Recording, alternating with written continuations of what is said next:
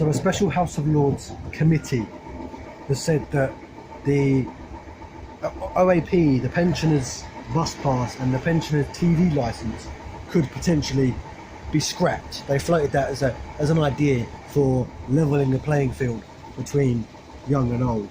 Now I agree that young people, the current generation, do have many disadvantages when compared to older generations, particularly in terms of housing and stuff. But I don't agree that OAPs should lose their bus pass, should lose their free TV licence, entitlements. Because if you work 60 years plus, 70 years plus, and you work all those years putting in a pension pot so you can retire and be left alone, you should be entitled to a free fucking TV pass or a free bus pass. How much do these things cost in the grand scheme of things, realistically? Now the committee of the House of Lords, made up of people who get paid £300 a time to just turn up. That's not what they get paid to actually debate and engage and contribute. They get paid that just for turning up. They get paid that, it doesn't matter if they fall asleep at their benches, which they often do. They get subsidised food and alcohol. All this stuff, luxury cars, all these things, driven around in chauffeur-driven cars, luxury trips, all paid for by us in the name of business, in the name of them conducting their business. And they want to tell us that our pensioners can't have a free TV licence or a free bus pass. It's the most insulting thing I've ever heard, arguably ever heard, the House of Lords come out with, even as just a floating an idea.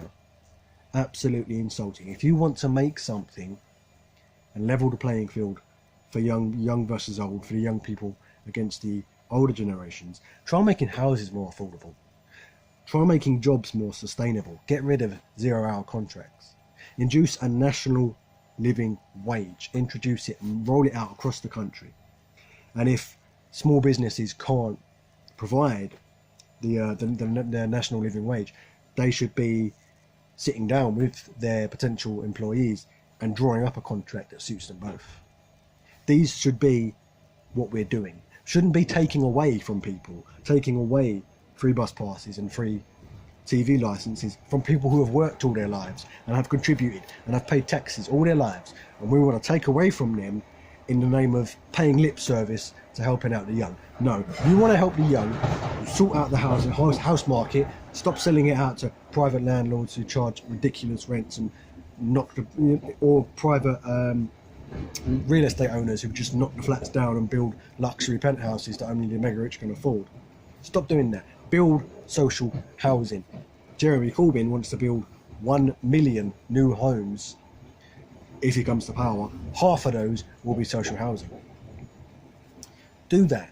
Introduce a national living wage. Make it compulsory to pay that. And if you can't pay that, if you can't afford it, you should either get a subsidy from the government, or you should be obliged to sit down with your potential employee and draw out a contract that suits the pair of you. That's all there is to it.